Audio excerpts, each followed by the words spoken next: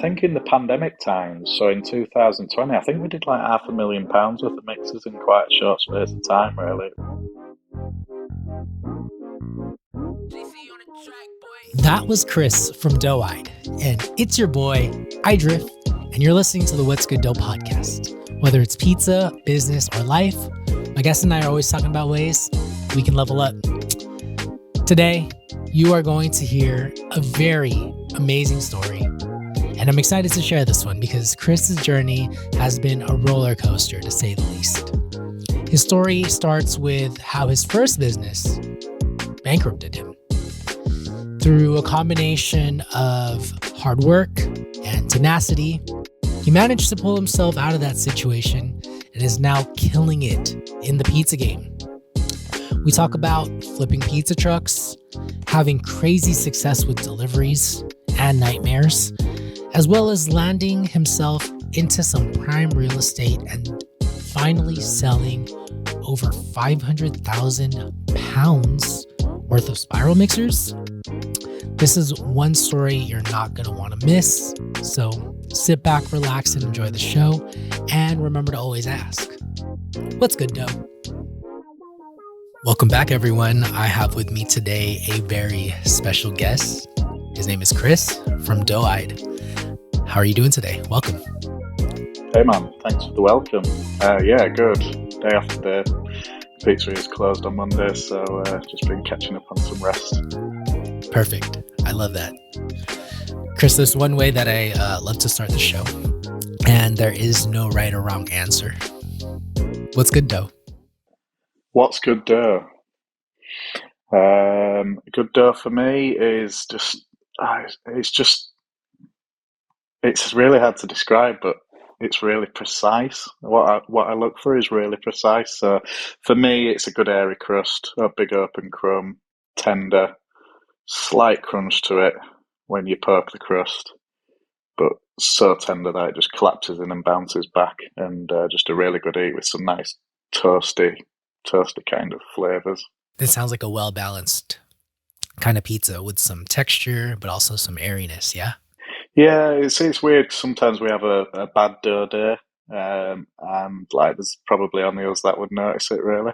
But you still just know that the dough's like 10% off where it could be, but the customers still think it's absolutely amazing. In fact, when you get a good dough day, it's just like, yeah, this is the dough's on point today. Sometimes I even put an Instagram post out just letting people know that the dough's especially on point. Come on over today. I'm not trying to sell you more. It's just that it's because the dough is where I want it to be. Yeah. I like that. Yeah. How do you overcome that? Like serving people pizza that you're not 100% satisfied with? Because I myself am going through that. No, I mean, when we did the weddings, that was quite tricky because we didn't have any refrigeration.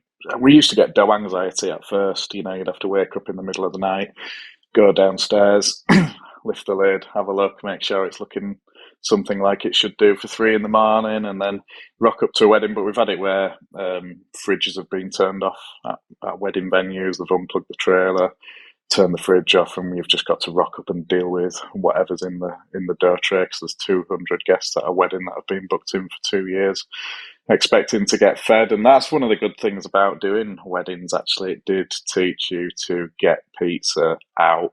And you could still do some decent pizza with some real dough that looked a mess. So yeah, it's quite tricky in the pizzeria. I hate it when the product isn't where I want it. And whenever I find it really hard to employ people, because whenever I put a chef in the kitchen, it's kind of never quite how I want it. But I think it's just something you have to come to terms with. But it's pretty difficult. I sometimes wish I wasn't as fussed about the actual product. I sometimes wish I could, for the sake of making money, if I just wanted to make money, I sometimes wish that I wasn't that bothered about the product, and you could probably rinse out anything and make a fortune. But it's probably the fact that I am bothered about the product that means I'll probably never be a millionaire from it. Yep, we as pizza makers just care so much about how it looks, how it tastes, how high it rises, the distribution of toppings, And Yeah, I even guess, that. I mean, it's crazy. You can give like 10 pizza makers the same dough. I could make them a batch of dough. They could have all the same ingredients from the same supplier, use the same oven, the same conditions, the same worktop, everything, and you would get 10 different pizzas completely. And a lot of that, especially Neapolitan style, I think a lot of what makes a pizza a good pizza and what makes pizza an okay pizza, it's just ratios. It is just the ratios of the toppings. I developed a dairy allergy about 2 or 3 years ago, and up until then, I'd never eaten much marinaras. I hadn't eaten many marinaras, and I developed a dairy allergy and just ate nothing but marinara for months. And my marinaras just got better and better and better, and it was just the right amount of oregano, the right amount of oil, the right amount of garlic. Um, just tweaking with it, 'cause we put like 2 or 3 times as much oil on a marinara as we do, say, a margarita, and you just find it needs it to just, because you're lacking the fat from the cheese, and you just need it to sort of fry all those ingredients up and kind of bring them all together in the oven, and just literally just doubling the amount of oil can make such a massive difference on a marinara. So yeah, it's crazy, just crazy getting those pizzas just right. You don't always do it. do you have a weight that you use, or do you just eyeball it? Um, Just eyeball. We just use a squirty bottle, but I mean, your margaritas just get a quick drizzle just to give it that shine and just get that little bit of gloss on the pizza. And yeah, I would say a marinade. Whatever you put on a margarita, I'd double or triple it. It's quite heavy. It's quite a good amount of oil, but it kind of sizzles into the sauce and soaks up into the oregano, and it just kind of, yeah. That's probably one of the best things you can ever do for a marinara is increase the amount of oil in it. I love that. Before we get too far into the conversation, how did you get started in pizza? It's a bit of a long story, but I'll try and make it as short as I can. We got about an hour. Yeah, yeah. It kind of goes right back to probably nearly 20 years ago, really. Although I've only been in pizza 6 or 7 years, but it kind of all stems from something that happened 20 years ago. So I left school, became an aircraft engineer, did that for a while, met a woman, got into fitting fireplaces because her parents had a fireplace shop. They couldn't get a decent quality. Sort of 12 years later, after building up a fireplace business, got into some trouble along the way, some financial trouble. Bought a business foolishly, thought I was better than I was. We bought a second business at about 22 years old. It turned out we got involved with a psychopath as well, who did his best to absolutely put us out of business. We had 3 years of death threats, and he actually dive bombed our house in his helicopter and his aeroplane. We had the police out about 25 times. It was crazy times. If I ever become famous, it'd probably be quite a story that people would be interested in. But yeah, so basically that ultimately we bought that business in a recession, had a load of money borrowed against it that we used to buy the business with, had a psychopath chasing us around in helicopters. My wife had a nervous breakdown due to it all, and we packed that in. And then foolishly, we probably spent the next like 10 years trying to recover from that financial disaster by building up the fireplace business, to service the debts that we'd acquired from the other failed business. And with hindsight now, knowing what I know now, and being older and wiser, and have had, several businesses, we should have probably pulled the plug. Towards the end of the fireplace business, I'd massively got into outdoor smoking, cooking with wood. We had a pellet smoker, I had Kamado barbecues, and then naturally wanted to sell those because I was interested in them. So we set up as well as the fireplace showroom, we set up an outdoor showroom, got some pizza ovens in. Initially started with Alpha. I think you might have heard of Alpha, quite a big wood-fired oven brand making big stainless steel ovens. And yeah, we ended up winding the business up, and at the end of the day, I had a pickup truck and I had a pizza oven. And a friend of ours over in Knaresborough in Yorkshire called me up one day, was asking me if he could borrow my barbecue. It was his daughter's third birthday party. And I was like, how about we chuck a pizza oven on the pickup truck and we come and make pizza for everybody? So he was pretty chuffed with that idea. We chucked the pizza oven on. He mixed some dough up. I'd never really made much pizza. Definitely not Neapolitan style. Didn't even know Neapolitan style existed then. We literally like mixed up a bowl of dough, tore chunks off of it, hammered it into a round shape, chucked it into the oven, got the kids to top things, and everybody absolutely loved it. And it was shocking. Looking back on it, the pizza was shocking. But it was still good. Just the event of making it and just playing around with fire and burning wood and things like that. So we did that. We had a fight. We had a party. About I don't know, 30, 40 people came. Had a great time. Everybody was raving about the pizza, and then I just put a put a Facebook page up, like a business page, just not really expecting anything to come of it. And then we started getting job enquiries. So we started pricing for them. People started accepting them. So then I started booking it in 6 months in advance. Because in the meantime, I'd just taken a job for a year after winding up the business, and I'd filed for bankruptcy back in 2016 because of all that. So yeah, in the meantime, I'd just taken a job for a friend for a year just to chill out, relax, and get my head straight again, decide what I wanted to do. And then, yeah, we just started booking jobs in for sort of, back end of the year or summer or whatever, whenever it was. And then I had about 6 months worth of work in front of me. And I thought, well, if I don't do anything more than what's in the diary right now, I'm probably going to earn twice what I would, having a normal job. So that was it. Handed my notice in. My missus wanted me to keep my regular 9 till 5 because we'd gone through quite a lot of stress. This is my new missus, by the way, because in all that time scale, due to the stresses and other things, me and my wife had split up, which contributed. And my dad had a heart attack in Spain. My dad had cancer in Spain and died. My uncle suffered a stroke. My mum suffered a heart attack, and me and my wife split up, and that all contributed to folding the other business. So it was tough times. So my new partner, who I've been with for 8 years now, naturally wanted me to just keep a Monday to Friday 9 till 5 and have an easy life. And I was just getting bored, and the pizza game was happening. So we went and made some pizzas and brought some whole new stresses, but had some good times as well. Wow. What a story. Welcome to the What's Good Dough podcast, and get ready to level up. But before we continue with the show, I want to introduce you to my two show sponsors, Ooni Pizza Ovens and Corto Olive Oil.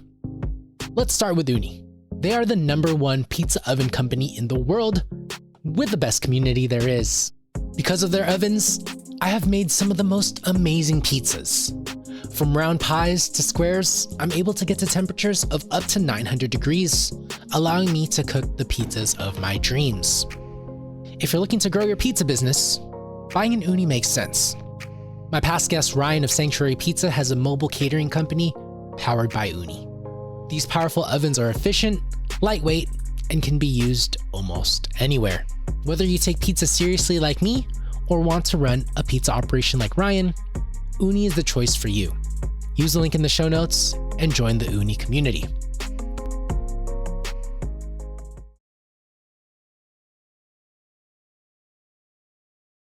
My second show sponsor is Corto Olive Oil. At first, I didn't believe that olive oil mattered. It wasn't until I got educated and learned about the difference between commodity oil and Corto's fresh squeezed olive oil that I ditched the supermarket stuff.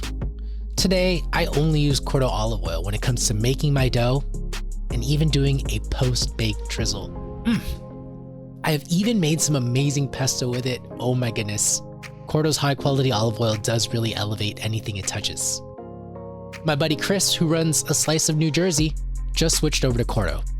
Not only is he getting quality, but he ended up saving money by switching over too. If you're still unsure of the difference, pizza operators can sign up for a free olive oil tasting. Use the link in the show notes to learn more. Thank you for taking the time to listen to my show sponsors and supporting this show. It was kind of, if I had to do it all again, actually, I would, bizarrely. Because I learned some big lessons. Big lessons. We do things very differently now. we were spending too much money. We were trying to expand before we were truly capable of it. We were kind of looking at what money we had coming in the future and kind of planning our expansion around that rather than looking at the money we had in the bank and we had already secured. So the bankruptcy and the insolvency and the stress and strains of owing family money and letting them down and things like that, I go at business completely different now. I run well, we don't really have any debt and we run with a whole load more money in the bank, a lot more reserves, and we don't do anything until we can afford to do it nowadays. So we do it with our own money, and we make sure that we've still got plenty in the bank after we've, because we fitted out the basement 6 months or nearly a year ago now, maybe, and spent £20,000 down there, but we didn't spend our last £20,000 doing that. We made sure that we had money in the bank and we could survive in case we had a downturn in work or the pandemic came back and made life hard for us. So yeah, it was tough times, but some big lessons learned, and we're doing things differently, and I think we're all the better for it, to be honest. How are you able to, I guess, start a business if, you went bankrupt? Like, I imagine it'd be hard to get any sort of loans. It'd be hard to even pull yourself up from that low and then invest into a business. Can you connect the dots for us there? Yeah, that was crazy difficult. No funding available, which wasn't a bad thing. We've just had a major flop, gone down owing quite a bit of money. And yeah, it's very tough. Nobody wants to lend you any money, which is no surprise. Managed to get some credit cards and things and just did daily spending on credit cards, mainly just to build up my credit profile for when the day comes when it comes off the record. So I just did my weekly spending on credit cards and then cleared the balance and there were ridiculous interest rates, absolutely insane. But you just made sure that you didn't pay the interest, you always cleared the balance every month, which was the whole idea of getting the cards anyway. I didn't need credit, it was to build my credit profile up. So did that. And then, yeah, we couldn't really get his hands on any money. I mean, immediately after the bankruptcy, I had to go crawling back to my mum just saying, can you just give us a couple of grand? I need to buy, because I had a Mac laptop in the business which had all my stuff on and a laptop's pretty essential if you're going to get up and running again. So yeah, I had to go and ask my mum, I'm like, can you just give us a couple of grand? Help us get back on my feet. She gave me about £2,000. And then, yeah, we started. I mean, the pizzas originally, we started off with just a gazebo. So we just had like £500 set up, quite a cheap oven. Just to test the waters, really, and that kind of way. In fact, one of the first things we ever did was a local street event in York. And in fact, it was the first public event I'd ever done. And we ended up with about 4,000 people down. It was like they closed the road off and it was like a switching on of the Christmas lights, I think. And there was about 4,000 or 5,000 people on the road, and we were one of the only food vendors there, and we had a queue a mile long. And so just smashed a load of pizza out of a gazebo there, and then as we earned some money, eventually bought a second-hand horse box for, say, £1,000. But I'm a pretty handy guy. I'm pretty practical with my hands. Built that. Couldn't really fit it out to the spec I wanted to because it was on a real shoestring budget, but got it functional and looking good. Did some weddings with that, and then every year what we used to do is I would sell the trailer at the end of the season. So we'd say stop doing weddings and events in November, and as soon as the last wedding had gone, we'd put the trailer up for sale, sell it.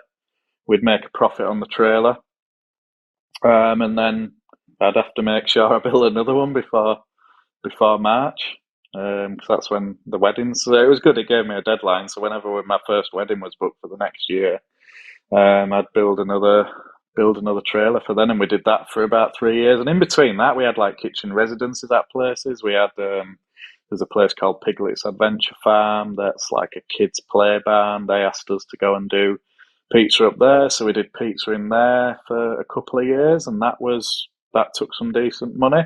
So yeah, we dabbled in all sorts of things, really. We've done all sorts of things over the year, and a lot of it was just finding what we like. Wow. So you tried your hand at different things and you started off small to build yourself up. out of all of these things that you tried, it seemed like there's things that worked for you and things that didn't. Which one would you instantly take off of your list and say, I'm never doing that again? Events, not like private events, but festivals. Um, can't bear festivals. You're either stood in the rain all weekend knowing that you're going to lose 5 grand and there's nobody there and you've got no customers and you're trampling around in mud and you know that you've got to bring the trailer back at the end of the weekend and spend 2 days jet washing it out and cleaning it all out whilst losing £5,000 and throwing all your stock in the bin. Or it's lovely and sunny, the festival's rammed, and you just head down making pizza for 10 hours solid with a queue 100 deep all day. And I didn't like either of those scenarios. There was never any middle ground, really, with the festivals. If you want to succeed at the festivals, you need to pick the busy ones. And if you're going to pick the busy ones, then the pizza guys always have a queue all day. Um, yeah, didn't enjoy either of those scenarios. And then the problem with those things, well, the problem with everything, like in the mobile pizza game or mobile food game, is you've booked all these things like a long way in advance and paid your deposit. So it's not even like you can go and do a festival and then be like, I didn't like that. Let's call that a day, because you've got another 10 or 15 festivals booked in that you've paid for and you've maybe booked them in the year previous. So it takes a while to actually get out of doing the things that you don't want to do, unless you've got a load of money and you can just kind of say goodbye to the deposits. But then you've got the issues with just letting down, people who are organising festivals as well. So you don't want to do it for me, I don't like letting people down. And if I've said I'm going to do something, I like to do it. So yeah, there was that, and it was the same with the weddings, to be honest, as well. Once you get into the weddings, we had weddings like 3 or 4 years in advance. So if you decide you don't want to do weddings anymore, you've got to do 3 or 4 years worth of weddings before you can stop doing them. Or you've got to sell them to someone, but then if you sell them to someone, you've got to make sure that they're as good as you and that their vehicle is, the customer is happy with that and the customer is happy with the vehicle and things like that. So yeah, it's really tricky. That's the biggest headache, is when you realise you don't like doing something, you've got to carry on doing it for a few years until you can get out of it or figure a way out to get out of it. And that was some of the most stressful times. So I've got to a point where I'm one of those people now, and I think it's maybe the events of the insolvencies and the bankruptcy and things, where once I don't like doing something, I kind of want to cut it loose and change it up, and I have to enjoy what I'm doing. I can't bear. I don't think I've ever done a job for a long time that I haven't enjoyed. I've like for 95% of the time I've enjoyed it. And then the only time I haven't enjoyed it is if things have gone wrong or something like that. When did the transition from events-based pizza gigs move over to the restaurant side, and how did you open up your own restaurant? Yeah, so we'd been doing the mobile stuff for a while. Got some money away, kept building new vans, selling them, trailers, selling them. Finally built a pizza truck. We imported I think it was like a 1947 or 57 Peugeot J7 cattle van from the south of France. The guy drove it over for us, that sourced it for us. I'd literally spent 2 months building that for 2000. I'd spent 2 months building this lovely pizza truck for 2020's weddings, and it was the first time where I actually had enough money to kind of build it to the spec I wanted, and we found a real tidy vehicle. It wasn't a heap of junk, and the vehicle itself didn't actually need much work doing to it. And then I got a welder and an angle grinder, and we cut the side out, put a hatch in, fitted it all out in stainless steel inside, put some commercial flooring in, put a wood-fired oven in, chimneys in, and it was looking great. We had a lit-up sign on the roof that said pizza that came up, and it was electronically actuated on a remote control. It was a cool bit of kit, and it was for the first time we had it all set up in a right-hand manner, because I'm right-handed, but I'd always had to work left-handedly, but just because of the layouts of horse boxes and where the doors were and where the hatch ended up. So yeah, was really looking forward to using that. And then the pandemic got announced and everybody cancelled everything. So I was like, oh. And at the time, we had a kitchen. We were in Micklegate Social at the time, which is a bar, but they have a big kitchen, and those guys didn't really like running the kitchen side of things. So we'd gone in there. We'd, doubled how busy the place was. They'd had to take on more bar staff to deal with the extra customers that were coming in. And then, yeah, the pandemic hit, so the bar closed down. And I thought to myself, what a time to be in hospitality, because our PM, Prime Minister, literally just shut hospitality down overnight. And I'm like, oh, we're in the wrong trade here. And then they announced that they were allowing takeaways to continue. And we'd never done deliveries, but we fortunately had set up an app like 9 months previously, so people could order collections. So I think back then we were using an app called Hunger, which is a bit like Deliveroo, but on a smaller scale. And yeah, we had an app up and running for collections. All our pizzas were on there, the beers were on there. So when the pandemic hit, it was like, well, we can literally just flick a switch, turn on deliveries, set a radius, and we're good to go. And then, fortunately, a guy called Andy at the same time. I got a guy called Andy from a company called 659 Taxis. I'd like to give out a big shout out to those guys, actually, because I wouldn't say that we wouldn't be where we are now without them, but we might not be, or we might have gone about a different way. But there's a taxi company in York that has 90. I think they had 90 drivers at the time, and obviously they were all out of work. So Andy, one of the directors, had been a bit proactive and banged a load of emails out to local companies saying, "Do you want delivery drivers? We've got 90 taxi drivers with nothing to do." So I was like, "Yes, you've just come along at the perfect time." I'm like, we want drivers. When can we do this? So like, we're literally within about a week. I was literally down to about the last £2,000 in the business account as well. Because we still had the pizza truck at the time, and I'd spent about 20 or 30,000 pound building that for the weddings. So I was down to about the last £2,000 in the business account. So we spent the last £2,000 on some more software. I think we got some ticket printers, some thermal printers, and things like that. Went out and bought the next phase. Bought some really good quality next phase heated delivery bags. I had a Google around and found out what kept a quality pizza. Bought some bags which I think were about £120 each, £150 each. We bought 6 of those, I think, and we switched on deliveries for the first time ever, and we had about 400 orders come in on the first night. Wow. Yeah, and this is on our own private app. This isn't on Deliveroo or anything. So yeah, we just popped a few Instagram posts out saying we're doing deliveries, and yeah, first night. It was exceptional circumstances. Was the pandemic? It was bizarre times, and yeah, we had to cancel about 280 orders, and it was absolute chaos, and it was horrendous, and it was painful, and it was stressful.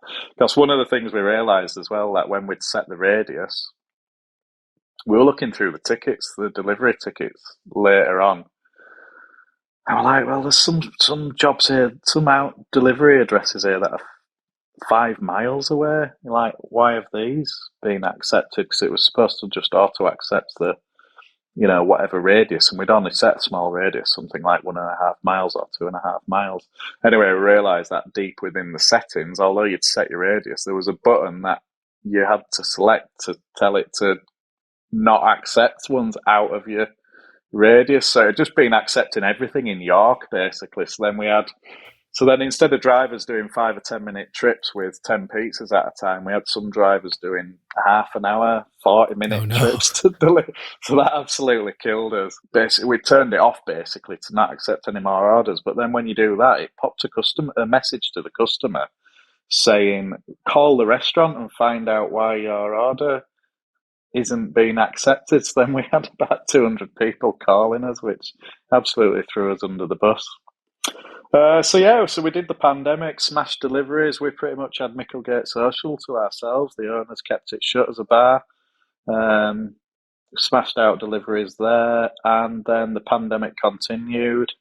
And I had a friend who had a bar in York City Centre. Not a bar, sorry. He had our previous premises was before us. It was a sandwich deli.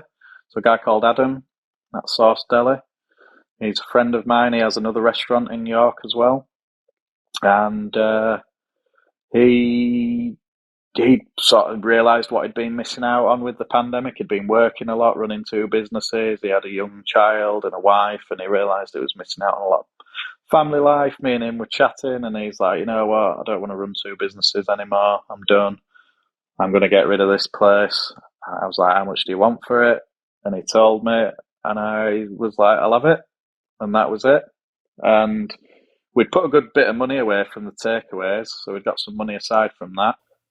The saving grace, and the only way we would have had the only way we've got our place was the bounce back loan. In the UK, they offered a £50,000 bounce back loan, or up to £50,000, and it was no strings. Didn't matter if you had a bankruptcy or anything. It was just some fast money to get out to businesses to just get them to survive. Just it needed to go out super quick, and they just didn't have the manpower and the time to start vetting everybody.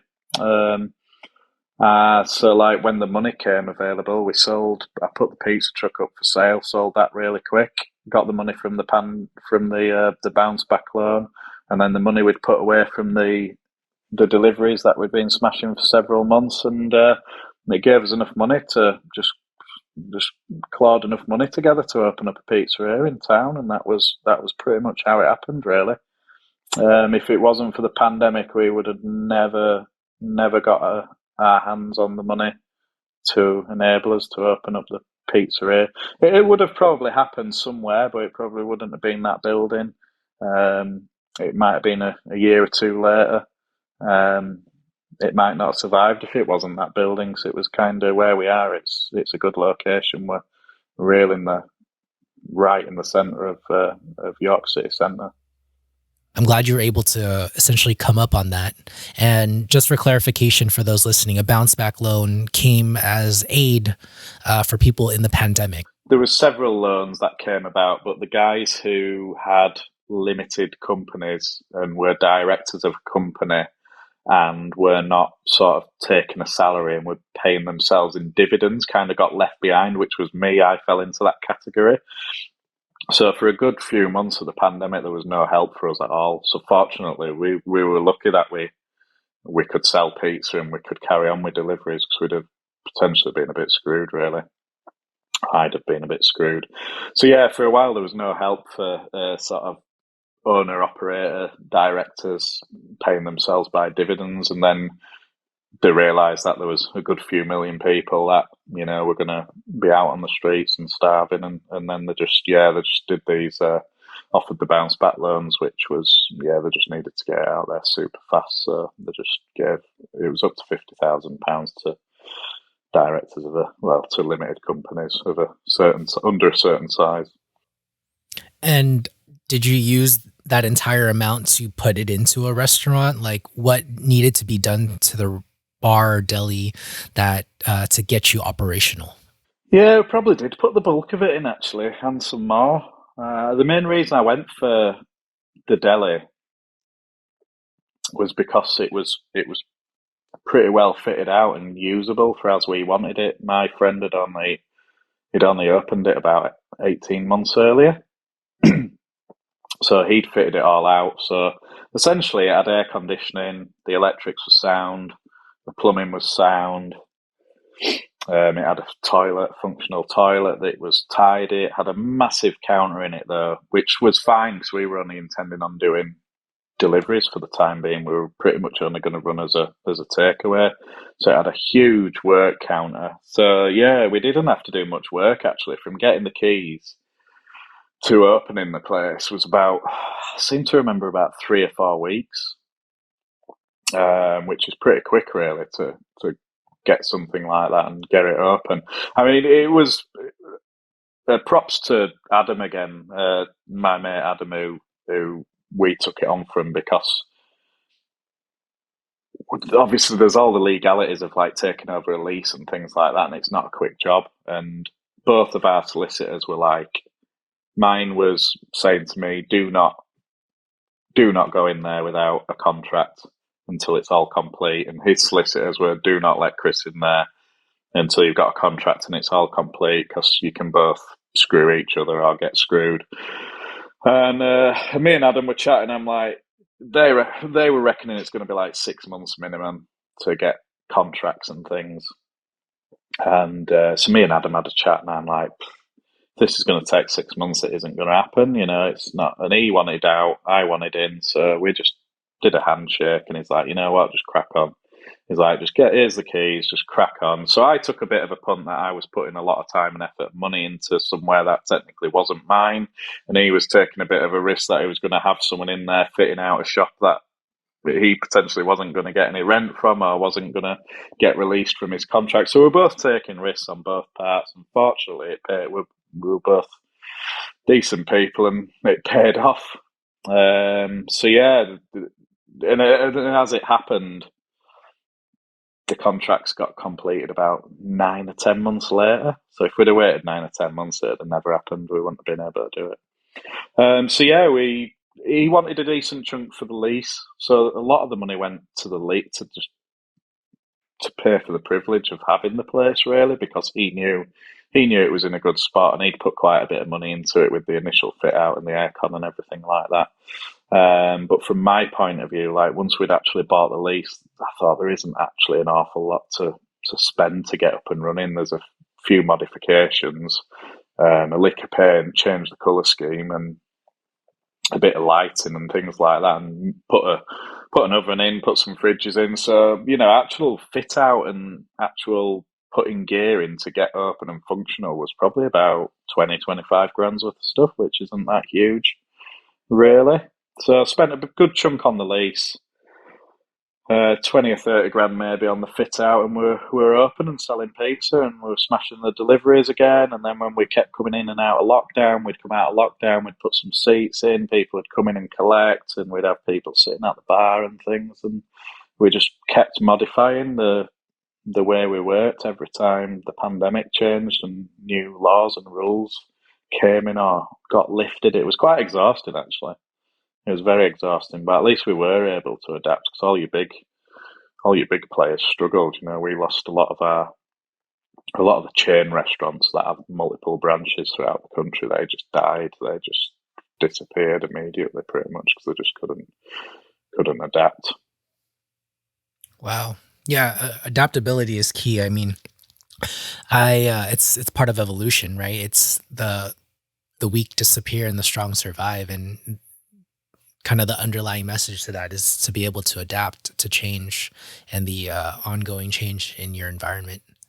Yeah, yeah, that's absolute key. Yeah, that was essential. If we were in two minds whether to even do deliveries when the pandemic hit. It was like, do I take this £2,000 and eke it out for as long as I can to survive until some help comes along? Or back then as well, people were saying, oh, this is going to be massive. There's going to be millions dying. It's going to go on for months or years, and we were just like, nah, no way.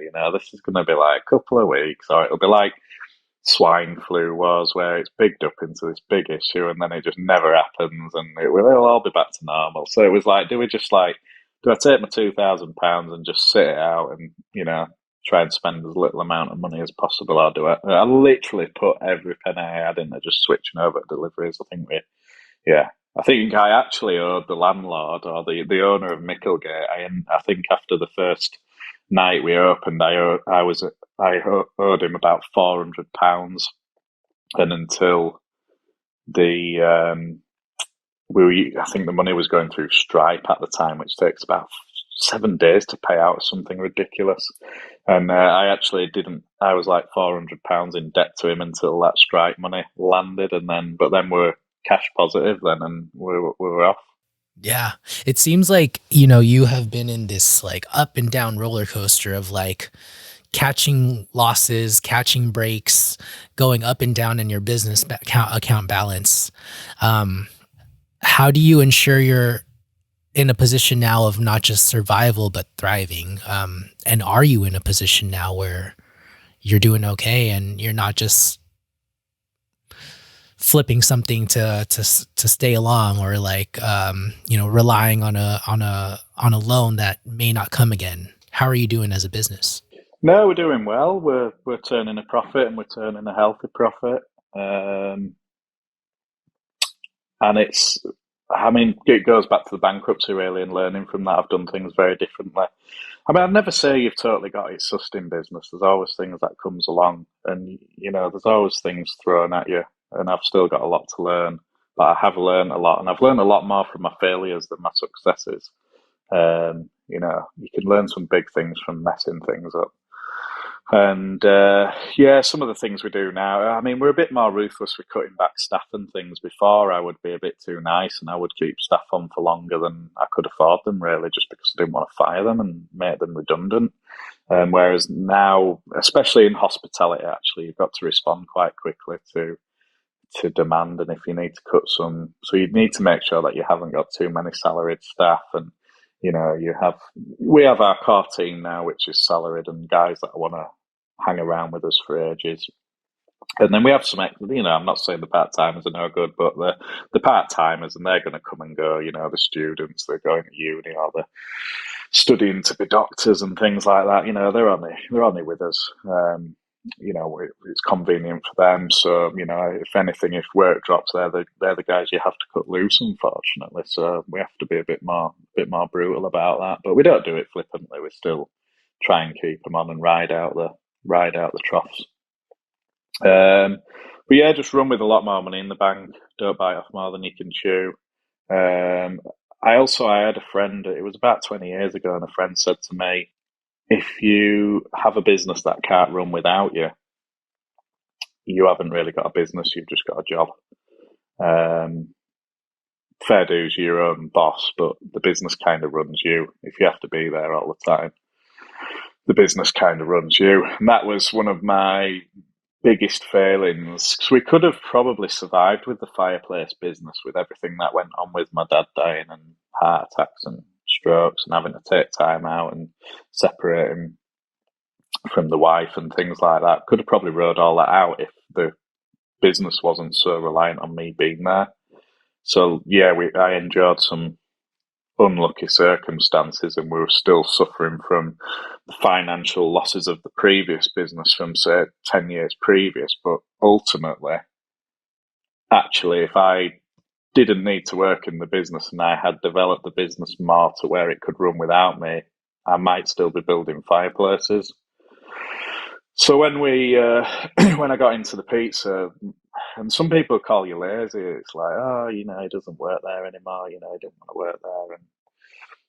But I swore to myself that I would never have a business again that relied on me running it. It would need to run without me. So my actual primary goal when I set up Doe-Eyed was to get out of the business as soon as possible, which is really tricky, because when you come back to like passion and product, and to then step away from something, you then trust in other people to run with your vision and run put your product out there and put it out there how you want it to be, and get the pizza you want and serve the customers in the way you want. And we've struggled with that, to be honest. That's still a massive learning curve, and I think we've just nailed it, really. I mean, I've tried to hire managers and things in the past that get what I'm trying to do,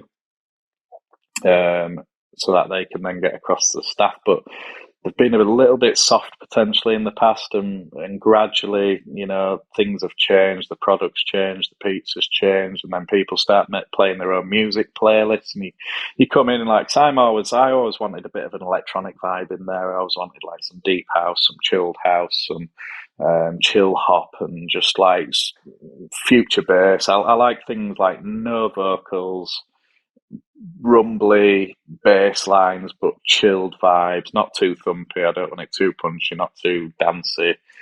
And we've always had this vibe. And for 6, 7 years, music's always been a big part of what I did. Even with the mobile events, we'd have we'd have a couple of speakers and we'd play tunes and people would always comment on the music. And I'm not saying like the staff are wrong playing indie music, and I'm not saying my music's better than theirs or anything like that. I'm just kind of saying that this is the vibe I've won.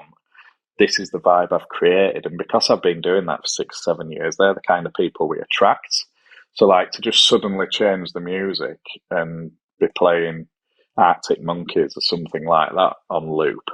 Um, for me personally, if I was a regular customer at a restaurant, we went to a restaurant in Leeds with my missus the other week, and one thing I loved about it was the music that they had on, and it was really loud. And I loved the vibe. And if I went back there next week and it had some 70s disco on or something like that, not 70s disco, 90s disco on or something like that, it wouldn't be the same thing. I'd just be like, oh, this is not what I was expecting. I'd be disappointed. So yeah, we're just really trying to bring a vibe, and I've got a manager now who's really sort of enforcing that vibe. And I think we've actually just only recently figured out that keeping the vibe is quite important, really, and not letting it fizzle and not letting things change, so people know what to expect when they come to us. But yeah, going back to your question about financials, so we run with a lot more money in the bank now. We'll sort of keep labour, we keep an eye on the figures and keep an eye on labour costs and things like that, and ingredient costs and that. But the key thing has been me getting away from the business so that I can spend the time on the important things. So I can not the important things, but the things I want to do, I can kind of choose.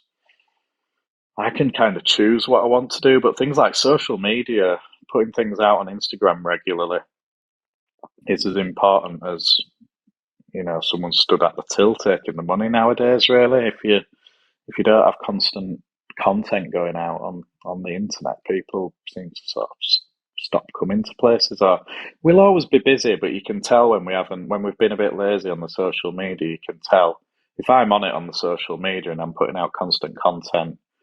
We're way busier.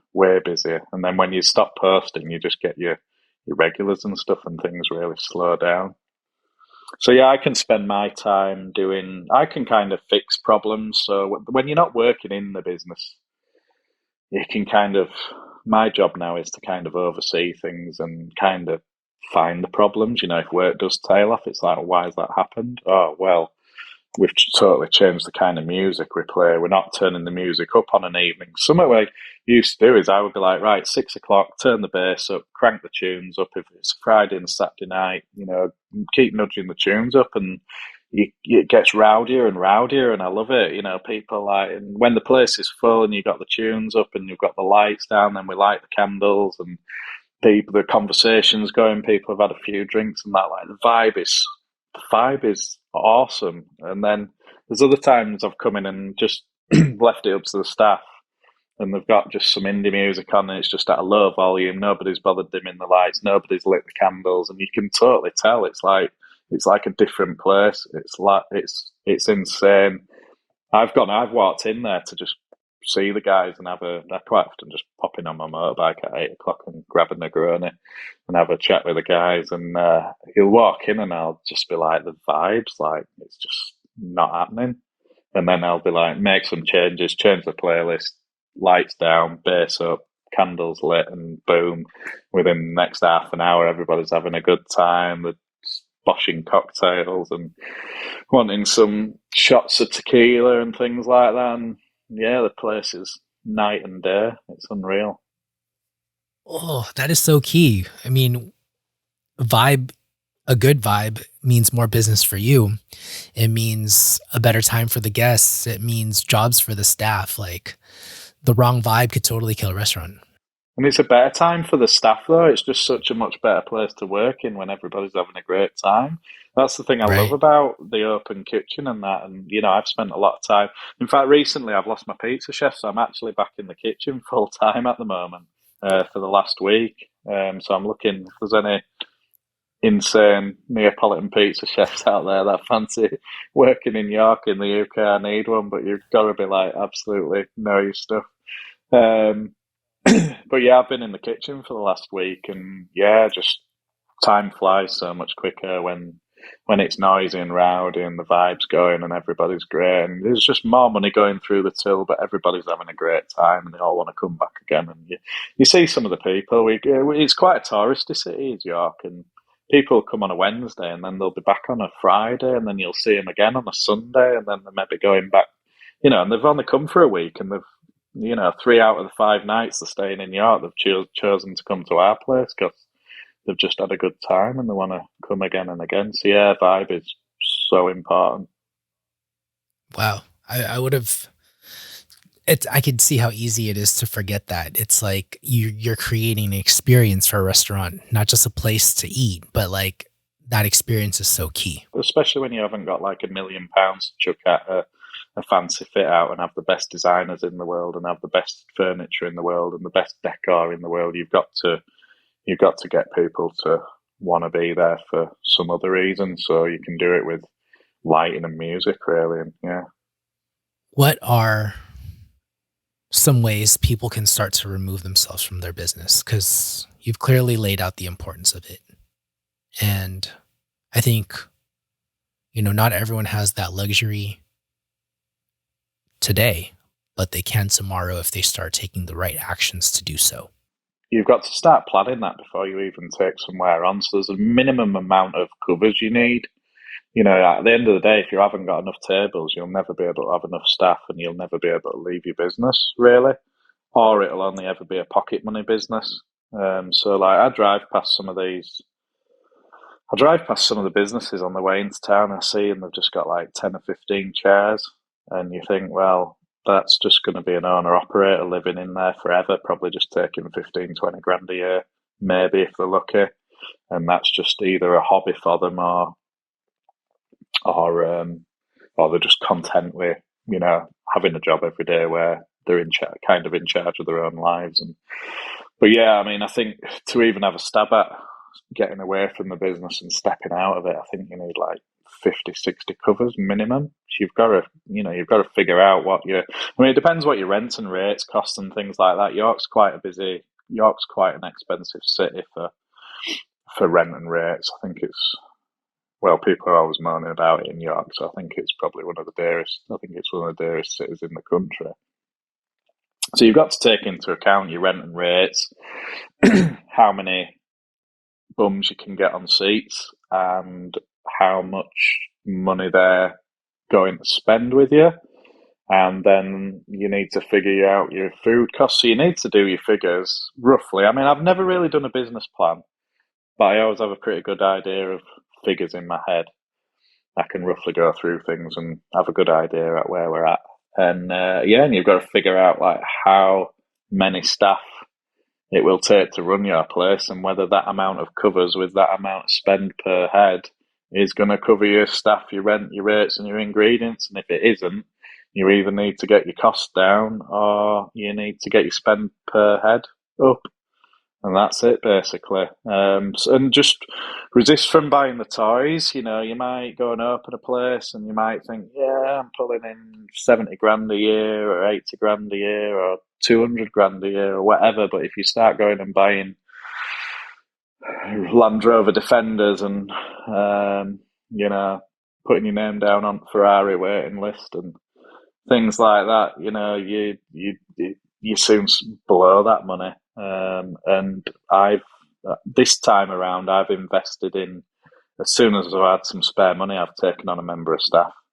So I've spent all the profit that the business has made. As soon as the business makes another 20 grand a year, I'll get a front of house person. And as soon as there's another 20 grand a year, I'll get another front of house person. And I mean, for the first year I was the chef. And I spent my money on front of house people because I wanted them to handle that. And then, just as as business built up and more money came in, I got more staff. And then eventually I could afford a manager. And then I could eventually afford a pizza chef. And then we could afford 2 pizza chefs, which meant we could open more days. And just spend the money on staff, invest in the staff rather than going out and buying new toys. You can either save more money or make more money. And for years, my wife and I had discussions about money on like, no, we need to save, no, we need to save, no, we need to save. And one day, we were kind of arguing about money. And she was like, why do we want to focus on saving when we should really just be focusing more on how do we make more money Yeah, yeah. so that we can actually spend on the things that we want? Like, we don't have to go and buy a Defender or any Ferraris anytime soon. No, they're extreme examples of toys, but you can easily go and blow money on a new handbag or a motorbike or an expensive push bike or a coffee machine, and it's like, do you need a £5 coffee machine, or would you be better off with another member of staff or something like that? How are some ways that you've been able to increase sales at your restaurant? I think it's just through product and service. I've always been a massive fan. I don't look at the money that much. I don't chase the money. I make a good product and provide good service, and I hope that there's enough like-minded people that want the same things I want. So I've created what I would want at a restaurant or a bar, and I just hoped that there was enough people in York that enjoyed the same kind of thing and wanted the same kind of food. And I just believed that the money would naturally follow. If the product and service is good, the money will just come, and it has done. In fact, I used to chase the money, and the more you chase the money, the more it gets away from you, and the more pressure you put on chasing the money, and the more things you buy on finance and things like that, then you have to chase more money because your monthly outgoings are more, and then you start looking at it and it's like, wow, actually I need to take £5 a month before I've even paid all my loans and finance and credit cards and things. And then that's crazy, really, because if you have a slowdown in your business, that catches up with you real quick. Does once you start getting into that. So yeah, don't chase the money and don't do things until you can afford to do it. And we've just ensured a good service and product. Money is definitely a means to an end for someone to be able to remove themselves from their business. And that was really the only reason why I asked. Yeah. So don't chase the money. I mean, it's easy to say that when you're doing okay. I can appreciate, it's like when you get these millionaires on TV and they say, no, don't do this, or, look after the planet and stuff. And it's like, well, yeah, you've made millions, with your previous career flying private jets, doing films or whatever. And it's easy to sort of retire now and say, go live off the land. So it's harder if you're not earning an okay wage and you are struggling. It's easier said than done, really. But once you get a bit of surplus income, just be wise with it, really. For sure. Speaking of surplus income, you told me a story about some mixers that you are a dealer of. Hey, Pizza Pal. I just want to say thank you for listening to the show so far, and thank you for making it all the way here. Before we get on to the end of the show, I want to remind you all to please leave a rating on the podcast. You could do it right now. Just go ahead and click 5 stars if you're listening on Spotify or Apple. It will greatly help the show. I appreciate you so much. And if you're looking to buy an Ooni or a second Ooni, the affiliate link helps the show so much. So please use that anytime you're considering a new oven. All right, enjoy the rest of the show. Yeah, so just through connections in the pizza world. So I've always been into putting stuff out there on Facebook and things with regards to pizza, and I've done loads of videos over the years on how to make dough and how to ball dough and how to do this and how to use a mixer and how to cook pizza in a wood-fired oven. And then we started a Facebook group, which was just never intended to. We've put no effort into it whatsoever. It's literally me, and I started a Facebook group mainly because I was a member of another Facebook group, and the guy who was running it just kept censoring all my posts because he wanted it to keep on. He wanted it to be a Rockbox group, and he only wanted discussion of Gosney Rockbox. Yeah, so we started this group, and then like we've got, I think it's, I don't know why I haven't checked the numbers, but I think it was at about 17,000 users not so long ago, which is mad really, because we've not really done an awful lot with it other than just try to keep it a polite place. We keep it fairly locked down. It's not like it's a private group, and we, if people don't answer the questions, we don't let them in. If they've only had a Facebook account for like 2 or 3 years, we don't let them in because they use spam accounts, things like that. So we don't let anyone and everyone in. It's grown quite nicely, really. So then I got mates with, I got friends with a guy called Marco Fuso, who's a pizza award-winning pizza legend. Pretty much knows all styles of pizza. Does consultancy all over the world. Got friends with Marco. Got chatting to him. He knew a guy called Francesco, who was the export manager for Sunmix in Italy. Got chatting to Francesco. Marco introduced us over email, and then I just asked Francesco if I'd used a Sunmix mixer basically, and I was absolutely blown away. I had just a cheap Italinox, like £1,000 Italinox that everybody starts with. And I went and did some consultancy work actually, and helped a couple set up a restaurant up north. And I went to train their chefs, and they'd bought a Sunmix, and I'd never used one. And we chucked everything in it and pressed go, and like 11 minutes later, we had silky smooth dough that looked like ice cream. No bits of flour stuck in the bowl. No having to turn it off and let it rest for 30 minutes and then give it a few more turns, and just absorbed all the water. And just, it was beautiful. And I'm like, wow, I couldn't believe there was so much difference from a spiral mixer to another one. I just thought, in layman's terms, I just thought it's a bowl that goes round, it's a spiral that goes round. As long as the two things turn, they're all pretty much going to do the same thing. And yeah, I was way wrong on that. And it's actually, when you get into them, you realise that there's actually significant differences between the cheap ones and the dear ones, hence why some are cheap and some are dear. So yeah, blown away by Sunmix. Asked Francesco if I could sell them. I think at the time Francesco just humoured me, just probably thought, oh, it's Marco's friend, I'll let him sell a few mixers. I thought we'd only do a couple a month, maybe. I thought if we did a couple a month, that'd be quite nice. I thought it was quite a niche product.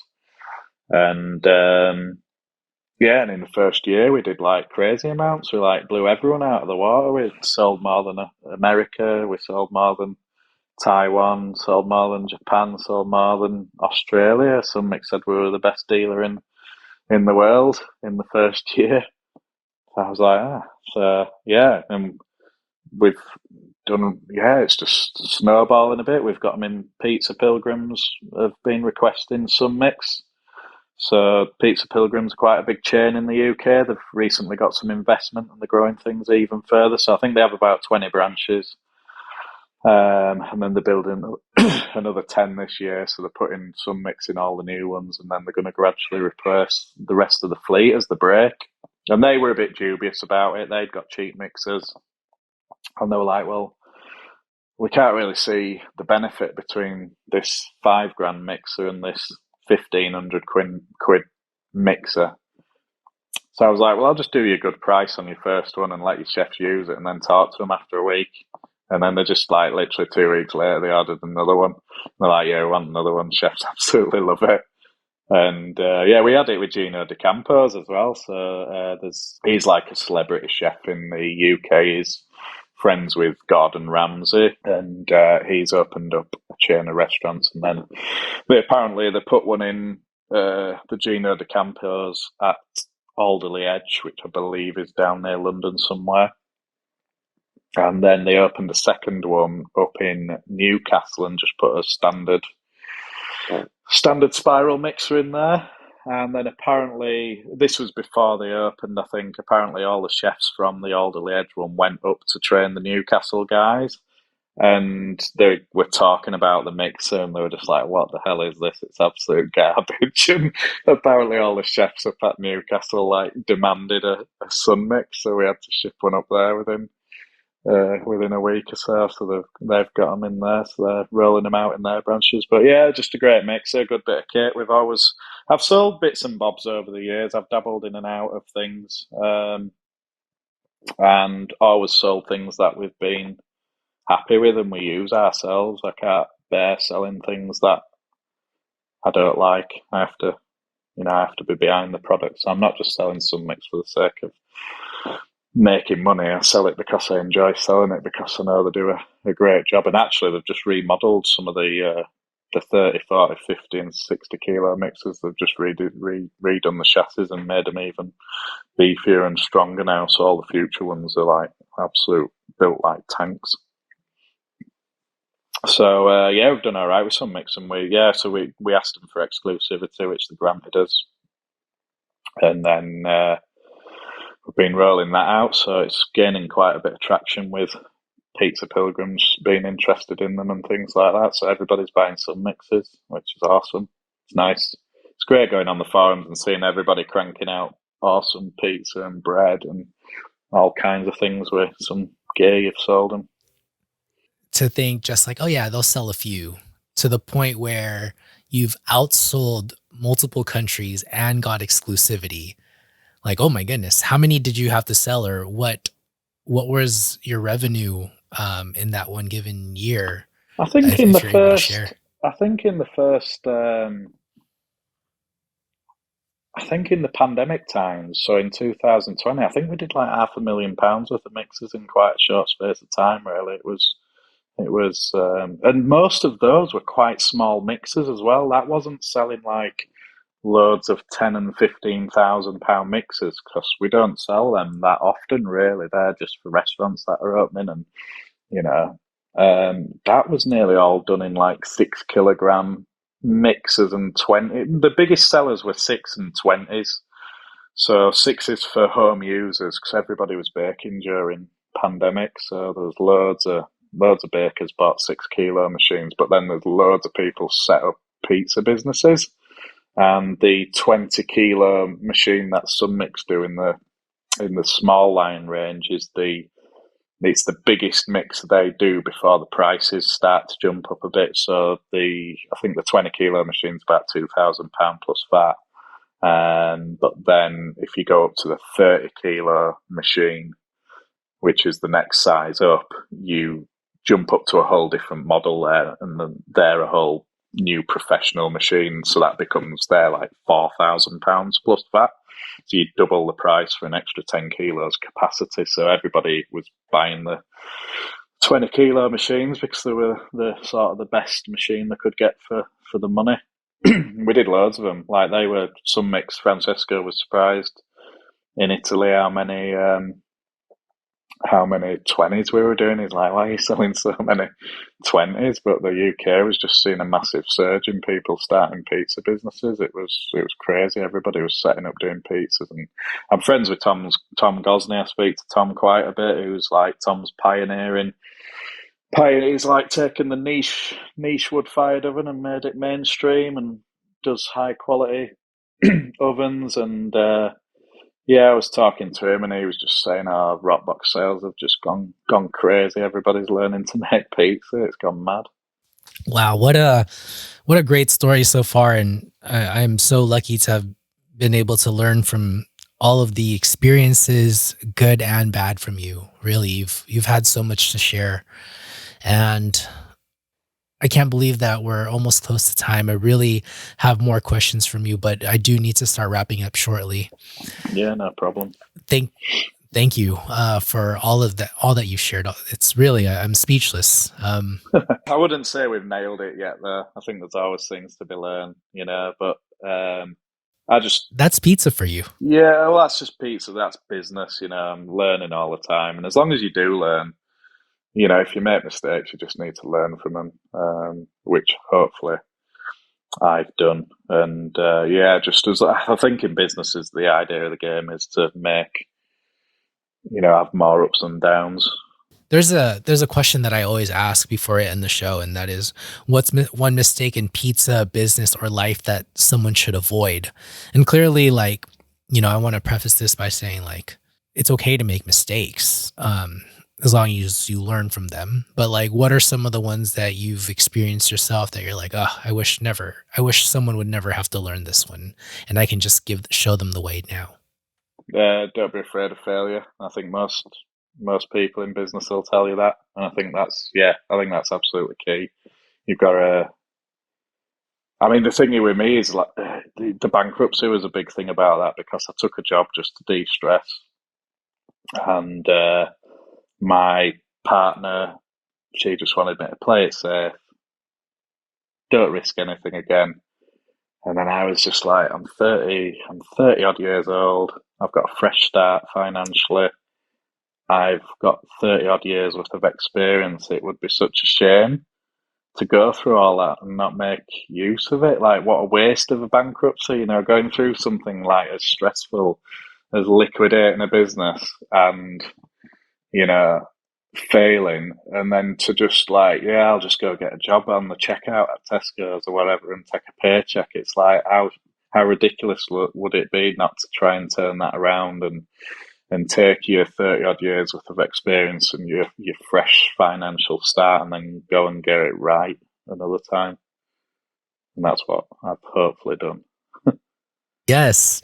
I mean, like, imagine if you just stayed with that job. It was a nice little job as well. It was a 9 till 5. I was in charge of my own diary. I was running the business pretty much, and I was doing surveys. So I lived in York, so I would make sure that my last survey of the day was in York. I could be home every day for 4 o'clock. I could completely switch off. I didn't have to think about anything. I had a company car, fuel paid for, and it wasn't what I wanted. It wasn't enough. I like the challenge. I love the challenge. I like doing things and I like pushing myself. And every time I get a bit comfortable, I usually go and bite a bit more off and do something else. Don't give up on that dream, because you never know what's going to happen. I've been inspired by all of the things that you've accomplished and yet to accomplish. And I'm definitely going to keep my eye on just where this pizza and business journey takes you. I'm really excited to see it. Yeah, cheers, man. Yeah, it's tough. It's not easy, but we're doing okay at the moment, so hopefully it'll continue. Awesome. Final question of the day. What do you want to leave the audience with today? If you've got any ideas, just go and do it. Go and do it. Give it a go. Don't say you can't afford it.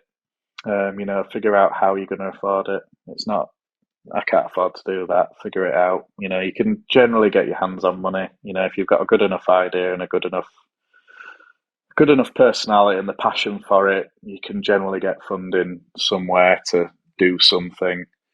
And just don't fool yourself into thinking things are a good idea if they're not as well. You can easily get caught up in the emotions of things. You've got to I think look at what you're planning to do objectively and just really sort of don't convince yourself that it's a great idea even when it isn't, but if you have truly got a great idea, just, figure out how to get it done. Just get it done.